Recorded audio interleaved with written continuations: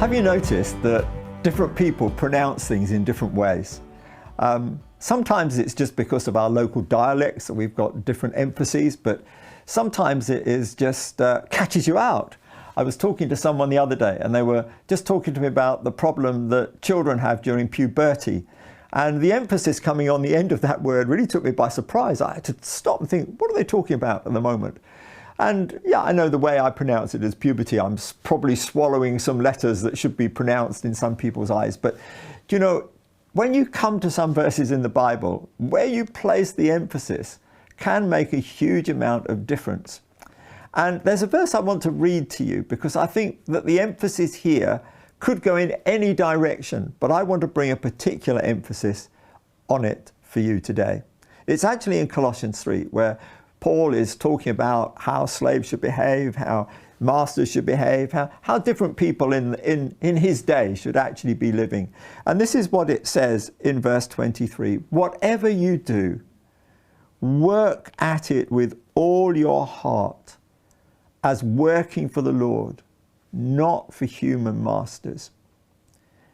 It's an incredible statement, isn't it? Because it says, whatever you do, whatever you're asked to do, just do it with that mindset. I'm not just doing it for this person who's asked me and told me. I'm actually doing this as unto the Lord. And I think we all grasp that. But I wanted to just bring out the middle phrase here, with all your heart. We talk about people doing things half-heartedly.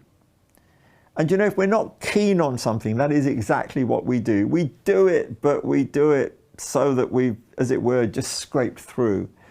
But what God wants us to do is to actually go at these things with that wholeheartedness. And of course, if you want the motivation, knowing that you're doing it for God and not just for some person that happens to be your employer or something like that, is the transformative factor. It just makes you say, do you know, I'm not going to do anything half-heartedly, because it says whatever you do, whatever it is, do it with all of your heart. And I think that will be so transformative for all of us, because it will actually, I think, enlarge our hearts. You know, the more that we work our hearts, our affections, our commitment, the stronger that heart is going to be. So I think we should make a decision, really, that from now on, whatever we do, whatever the work it is, let's do anything half-heartedly. Let's do it with all our heart, focusing on God and looking beyond those who could be the people that we were doing it for if we hadn't got our eyes on Him.